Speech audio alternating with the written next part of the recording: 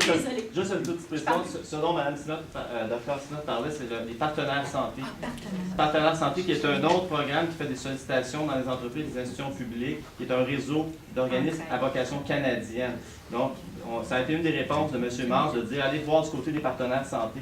La vérité, c'est que la porte est fermée complètement aux organismes ici. On ne peut pas faire partie des partenaires santé. C'est juste pour compléter l'information. Alors, monsieur, oui, allez-y. Allez-y. Est-ce qu'il y a d'autres organismes de centraide sur lesquels vous pourriez vous appuyer une fois que les livres auront été équipés par centraide?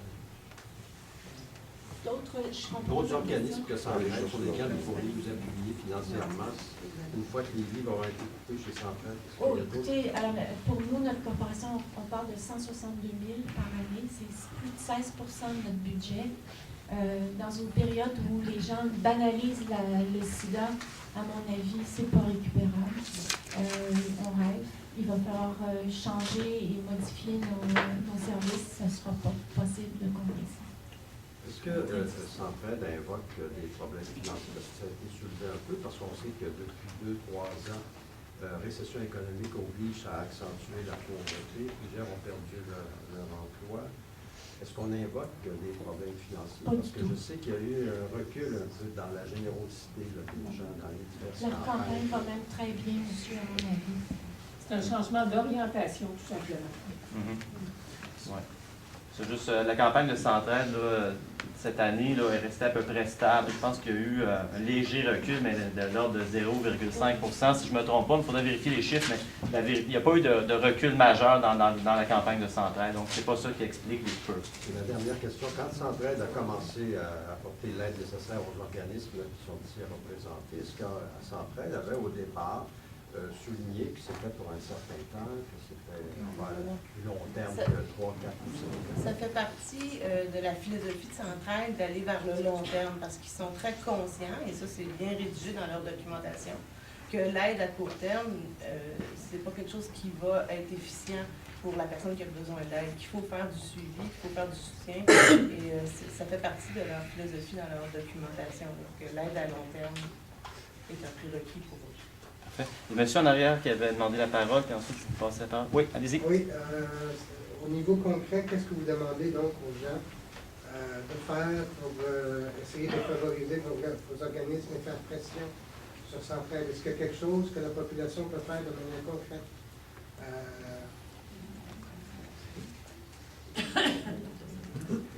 D'abord, je vais prendre la parole. Vous me dites si c'est... oui, on trouve ça important d'informer le public. Je pense que c'était ça notre but.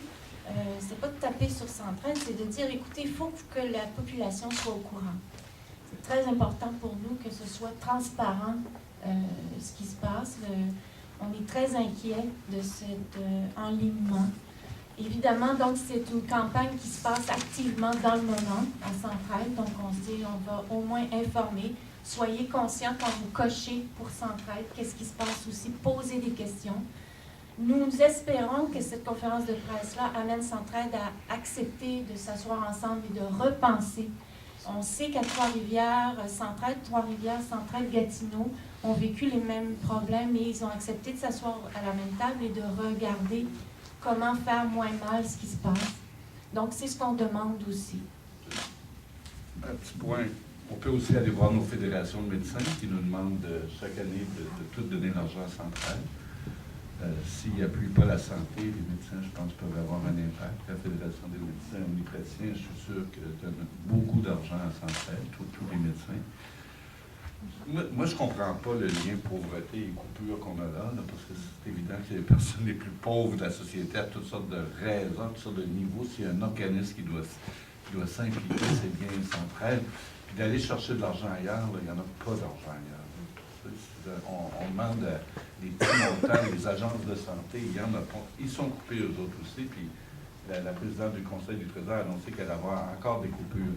Alors quand il y a des coupures, là, c'est ces gens-là qui sont les plus touchés, puis parfois ça a l'air banal pour nous, mais pour eux, là, c'est beaucoup, c'est leur vie quotidienne qui sont touchés. J'arrête de parler, je peux parler. La population, c'est ce qu'il y a de plus important, c'est vous, les journalistes, qui les touchez. Et avec votre interprétation ou vos écrits ou vos paroles, vous pouvez sensibiliser à sa population qui, elle, est beaucoup plus forte que 5 organismes, même si peut-être on croit que dans quelques années, ça va être 10 ou 15. Mais en fait, c'est de redemander à Centraide de revenir sur sa décision parce qu'on ne comprend pas cette décision-là. Il y a de quoi de très simple. La maladie, la pauvreté rend malade et la maladie rend pauvre. C'est bien connu. Tout à fait. Madame, ici? Oui, justement, tout à l'heure, Madame Daoud disait qu'il faut questionner Centraide. Là, vous évoquez un peu ça dans 10, 15 ans. Enfin, comment est-ce que vous interprétez cette décision pour le futur, finalement? Est-ce que vous pouvez expliquer un peu ça? Pour notre futur? Pour le futur en général, quand vous dites qu'il faut questionner Centraide, qu'est-ce que vous voulez dire exactement? Juste, madame, vous êtes de quel média? presse. De la presse, merci. En fait, on se demande, est-ce que c'est le début d'une campagne de coupure? Alors, il faut se questionner. Pourquoi seulement 5 organismes actuellement? Est-ce que ça va être plus tard? Est-ce que c'est pour remettre plus d'argent dans d'autres? C'est pas clair. Tout ce qui est pas clair, là, c'est fatigant parce que moi, je suis chirurgien, là, puis on rigole, mais on coupe pas. Mais quand c'est pas clair, là, ça veut dire qu'il y a anguille sous roche ou il y a quelque chose qui sort pas. C'est très fatigant. Et s'il y avait eu un questionnaire, pas un affrontement, là, une table, là, puis c'est pas moi qui vais y aller, je suis beaucoup trop coupante. Mais ma directrice va le faire. Pour une chirurgienne, c'est bien quand même. C'est effrayant. Et puis, non, je pense que c'est de se questionner, surtout d'être très, très clair. Et on se fait répondre la même chose. Ah, c'est pour notre axe stratégique de la pauvreté. Ça, là, c'est des paroles de gouvernement. Là, ça, le partenariat, je l'ai mis dans mon petit discours tantôt parce que c'est la mode de dire ça, mais les axes stratégiques, même mon hôpital, on se questionne sur l'axe stratégique. Hey, wow, l'axe stratégique, là, c'est de traiter du monde, là. C'est quoi l'autre affaire? Alors, je pense qu'à un moment donné, il faut arrêter d'avoir des belles paroles pour couper. Vous coupez pour quelle raison?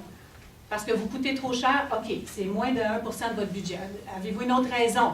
Ah, c'est parce qu'on ne veut plus vous avoir. Avez-vous une autre raison? Parce que c'est juste la pauvreté. Là, je viens de démontrer que ça ne marche pas. Avez-vous une autre raison? Quand vous en aurez une bonne, vous nous direz. Si c'est le but de couper la moitié des organismes, ça, ils ne diront pas. Hein? Personne ne va les se pendre. Mais moi, ça me frustre quand c'est des choses qui sont tout simplement pas claires. Alors, oui, monsieur en arrière? Oui, Jules Beauregard pour Spectre de Vue, un autre organisme qui est en train de tuer la même médecine. Moi, j'ai reçu ma belle petite lettre comme quoi que les bénévoles ne viennent pas faire une visite. Fait que les 5 ne sont pas tout seuls. Je pense que dans 6 mois, je vais m'en retrouver le 6e au moins. M'entendez-vous? Oui, je dis attention à vous. Puis, une des choses, il ne faut pas oublier que vous avez vu votre nouvelle, je pense, après que le Centraide ait fait la présentation du plan stratégique. Oui. Après. Ils ne nous ont pas dit... en juin l'année passée, ils nous ont fait une belle présentation Centraide, puis ils nous ont pas dit on va couper plein de monde. Ils ont présenté le plan stratégique, puis après, vous avez reçu votre petite lettre plus tard pour dire vous êtes coupé. Oui. C'était pas bien. Madame Jarry? Pour être sûr, on parle de seulement 5 organismes? Non. En fait, on est 5 organismes qui aujourd'hui ont eu le front de vous jaser. Il y en a d'autres qui sont spontanément présents et qui nous soutiennent. Il y en a d'autres qui nous ont appelés pour nous dire on vous soutient, mais on ne le dira pas. On vous soutient, mais on ne le dira pas. Il y a des gens, on parle de financement, on parle de ta nourriture dans ta bouche. Alors, c'est dangereux, les gens sont craintifs, ils ne veulent pas se faire couper, ils ne veulent pas empirer la situation. On est plus que 5, mais on ne parlera pas pour ceux qui n'ont pas voulu être présents. Et moi, c'est à venir. Me donner une idée de qu'est-ce que ça peut représenter pour vos organismes, cette ouverture-là? La fermeture. La fermeture. Pour l'ASPA, ce serait la fermeture. Ça peut. Pour les autres? Pour nous, ça fait très mal. Ça va être des coupures de services, c'est certain. On va continuer dans le même élan. Il faut diminuer.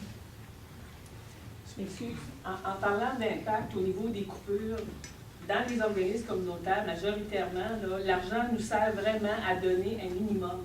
Et c'est on ne coupe pas dans le gras, là, on coupe dans la chair, là. On coupe dans le muscle. Là. Et pour avoir passé par là, je peux être méchante aujourd'hui parce que c'est plus au niveau de Centraide. Moi, pour ma part, j'ai demandé à un moment donné à 5 organismes dans Montréal de venir rencontrer Centraide avec moi parce que je n'étais pas d'accord avec leur méthode de fonctionnement parce qu'ils font énormément de pression lors des évaluations. C'est ce que j'avais vécu. Et à un moment donné, j'ai interpellé différents organismes en alimentation pour savoir s'ils vivaient la même chose. Ils n'ont jamais voulu venir de peur d'être coupés. Il y a une certaine omerta qui est là. Alors, les organismes ont tellement peur d'être coupés parce qu'ils savent qu'ils n'en ont pas de recours. Au niveau de l'agence, par exemple, si l'agence veut couper un organisme, il y a des recours. Tu vas chercher ton regroupement, tu pars avec eux autres, tu vas renégocier les choses, puis à un moment donné, il y a moyen de l'avoir de l'ouverture. Mais au niveau de Centraide, tu sais, je veux dire, quand ils disent t'es coupé, là, c'est final le bâton, ils ne pensent plus. Alors, c'est pour ça que les médias doivent jouer un rôle prépondérant pour être capables, justement, de réouvrir le dialogue. Si vous autres, vous ne le faites pas, ces organismes-là, ils vont être cloués au pied du mur, puis ils n'auront pas de chance de s'en sortir. Et si vous regardez la liste du conseil d'administration de Centraide, vous allez vous rendre compte que des groupes communautaires, il n'y en a pas beaucoup dans le conseil d'administration. On a beaucoup de banques, on a beaucoup de banquiers, on a beaucoup de représentants d'assurance de grosses entreprises. Et ces gens-là, actuellement, ne sont pas au niveau de la rue.